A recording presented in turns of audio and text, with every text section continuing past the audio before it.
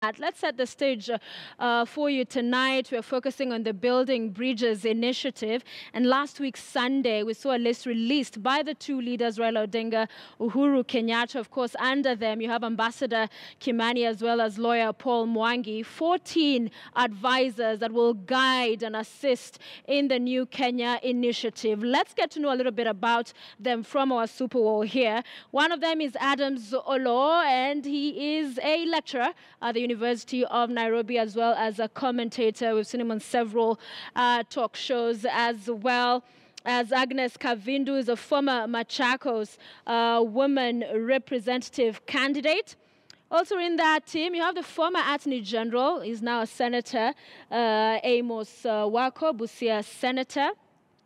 Also part of this 14-member team, you have Florence Omose, Professor Said Mwanguni as well. We were able to get a picture for Madam Omose, but of course, as the team is unveiled, we will be getting more details about the entire team. Samburu County Woman Rep is my son Leshomo, part of this initiative. Advisors, Professor Said Mwanguni, lecturer at the Pwani University.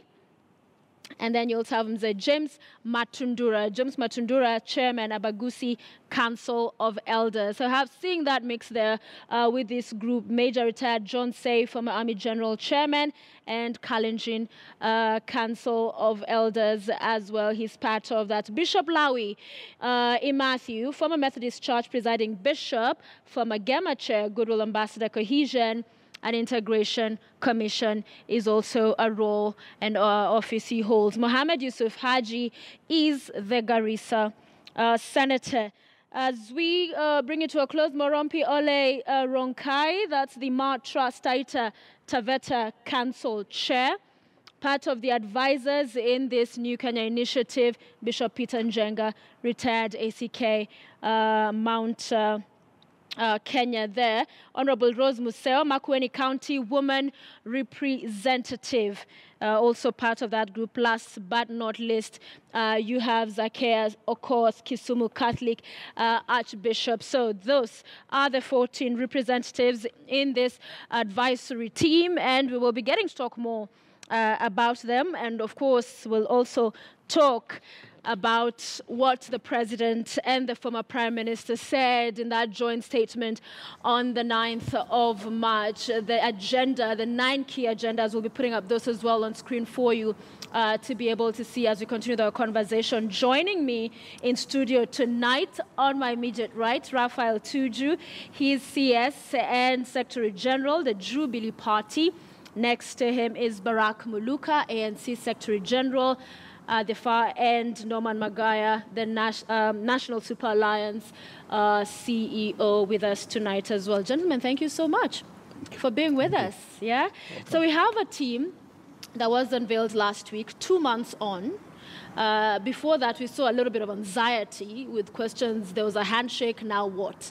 There's a bit of a lull, and questions were arising as to has this process slowed down? What can you say has taken so long, or in your view, has it not? Well, if a team was unveiled immediately, they would have said we should have taken more time to unveil it. If you had a team of 10 people, they would have said, let's have 20. And if you had 100, they would have said, maybe it's too many. And even if you had 100, we'll still not be all satisfied with the team. Kenyans like conversation, so let's continue the conversation. Yeah. So you're satisfied with the team, 100%? Well, I think any one of us, given a chance to decide on who should be in the team, it will be constituted in different ways. Yeah. I've heard you, Muluka, talk about this team not being inclusive enough. Other opinion shapers and commentators have talked about an octogenarian-looking group and that the youth have been left out. Share with us your views on them. I think you have misheard me, if you've heard me. I had you on a clip. You were interviewed by Murimi Mwangi. Absolutely not. Because I'm not able to make any value-based judgment on this team one way or the other, because I do not know what the team is about. Indeed, we have kept on talking about this team as if it was already cast within a legal context, which it hasn't, because we have not seen President Kenyatta saying, for example, that by the powers conferred upon me by Article this or Section that and that of this law of the Republic of Kenya, I hereby appoint this team whose objective is to do 1, 2, 3, 4, and therefore I have got a basis for judging it. I cannot begin making judgment about this team one way or the other until it is properly contextualized. All right, your views, Magaya? Sophia, I'm a believer of the fact that the law grows with the growth of society, that the law does not limit the development of our society. And so when it comes to resolution of the political questions of the day, where there is a political will to resolve those questions, that the law will not be an impediment, that a mechanism will be framed within an understanding of the leadership of a country, and that is the essence of having a leadership and agreeing to be led. Yes. That at a moment when they take a decisive decision in the history of a country, you may not agree with it, but if it represents the larger good of the nation, as a person who respects leadership and has agreed to be led, then it behooves you to support that initiative. And it is in its formative stages. I think they are on a new path that has not been done in this country or elsewhere, and that's why they are taking baby steps to ensure that whatever they are handling is fragile, they do not get it wrong, because it will then have political consequences for the country if we don't get it wrong. You don't agree with those, if we don't get it right. Right, yeah. You don't agree with those who say the youth should have been included? Because some think because they were not there when all of these issues were coming up, then they have no place in this conversation. But some disagree. I think we have an obsession as a country that whenever a body is constituted, we will either say gender, we will either say youth, but nobody has ever said the elderly have not been included. But what I want to look at the constitution of that team is that I think some wisdom went into it, because if you look at the representations from the two leaders, the kind of persons they have chosen, I think they set down certain principles and values. They thought that the people they nominate to this committee will be able to meet those basic qualifications. And I think it's just a start point. This team is supposed to be anchored on a secretariat. It's my assumption that it is this secretariat that will grind out the work that is supposed to be done by this team. And it's that secretariat that needs the young blood. So I don't think that you look at this team as an end in itself. I think it's just a means to an end. It's the beginning of a process. You disagree? It should lead us somewhere. Absolutely. That is what is called placing the cart before the horse. That you are putting a team in place, and then you are asking the team to go and start carving out for itself its terms of reference and begin addressing those terms of reference. It's also a little awkward that we should be saying that we operate outside the prisms of established law. We should start from the known and move on to the unknown. We should start from the laws that we know, that we understand. For example, in this country today, we have got the LSK. If we are going to have lawyers represented on any forum that sets out to engage in a national conversation, we would expect the LSK to be playing a role. We would expect the National Cohesion and Integration Commission having a role defined for itself in a process such as this, the Kenya National Human Rights Commission. So you see this as duplicity? So I see that we are skirting the law and trying to operate outside the prisms of the law.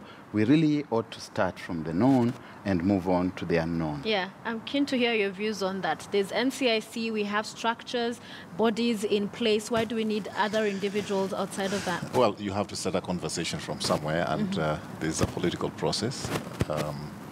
I think that the handshake was a very positive thing to happen in this country. And the conversation has to start from somewhere. I think what my brother here is saying is that how do you contextualize this? And I think some of the suggestions he's making right now are very positive suggestions. Let's put them on the table. Yeah. Let's put all that on the table, including what you're saying. The question becomes which table? Which table are the we? NCIC table or the new initiative? Okay. We're starting a national conversation. And like he's saying, which table? Yeah.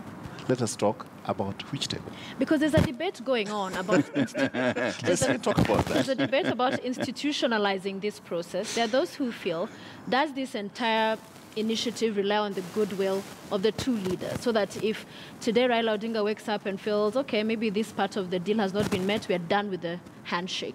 Or can it be put into a mechanism which goes back to institutions, that it's anchored on something that we can stand to talk about? I think one of the things that we have to appreciate is that the two, as the president and the former prime minister, were the protagonists in the political polarization that we had last year. For them, we cannot ignore the fact that they were the protagonists. So when there is some kind of rapprochement between the two, I'll interrupt you a bit too. That's the beginning. Yeah. But your views on that as well, Magaya, the institutionalization of this process vis-a-vis relying on goodwill. We've seen politicians fall out, come together, just like in this case it happened. You know, if you want to miss the point in this whole process, is to look at the handshake and not look at the memorandum that the two leaders signed. That memorandum provides the basis on which this conversation will be taken forward. And it lists a number of issues that are critical to the politics of this country. If you look at what is set out in that memorandum, that forms the basis of the terms of reference for the team that has been put in place. So it's not true that you have a team that is supposed to define its own parameters of operation. So you're talking about the 9-point agenda? Yes, yes. Yeah. So that is the beginning, that we realize as a country that we have a myriad of problems, but these are the key standout points. And I think when it comes to resolution of those items that have been set out in the memorandum, it will not be to the exclusive purview of this team of 14.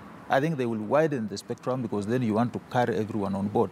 So there is still an opportunity as the process goes forward. And I think in the coming days, the process will be a bit expeditious so that we are able to get proper communication on how these issues are going to be resolved, how Kenyans are going to talk. Because some of these things, it requires Kenyans to look each other in the eye and decide whether we want to operate as a nation or as a conglomerate of ethnic identities. Right. These are part of the things that are set out in this memorandum. And I think there will be a larger platform for citizens to engage in this process beyond the two leaders. And I think that since this process was started on 9th of March, there have been moments, strenuous moments, that have put pressure on the two leaders, which if they did not have the political will to move forward with this process, they would have abandoned it by now. All right, so let's talk about that 9-point agenda. And I know we have those super walls, so if we can put them up on the 9-point agenda. And Muluka, let me bring this to you, because how does this team of advisors and the secretariat go about actually dealing with these crucial issues? We're talking about ethnic antagonism, lack of national ethos, devolution. Some of these are historical issues. So is it that we have public engagement, rallies? How do they actually do this?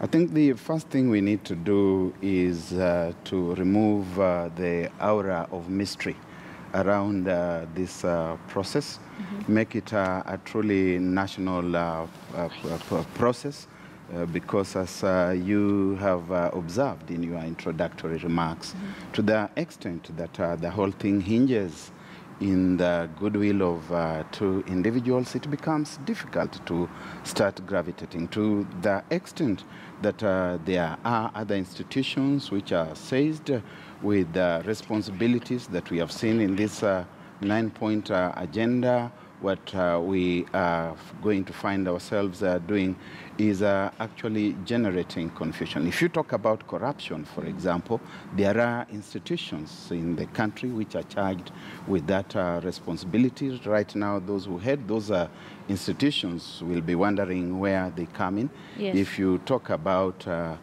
questions of inclusivity, there are institutions, the National Gender commission is there, for example, in inclusivity. There are bodies that deal with peoples living with the disabilities. They will be asking where they are going to fit in. And already, if you look at the composition so far, can you see anybody with disabilities and who is going to be representing them in this forum?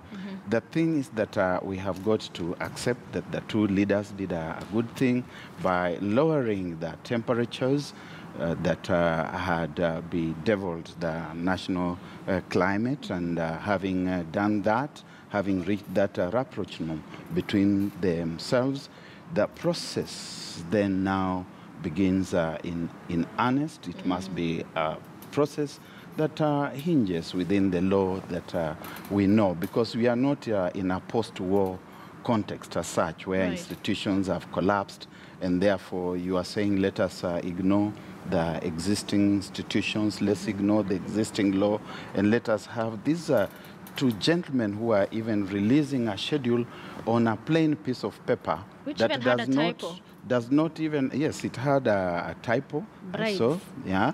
They are talking about bridges. building brides instead of building bridges. And for a moment, I wondered who was looking for brides. And the thing does not have even a letterhead. It does not have these two gentlemen signing off in any official appellation. All right. We'll continue with this conversation. Gentlemen, stay with us here in studio. And you at home, keep your views coming at Sophia Wanuna. The hashtag is Checkpoint.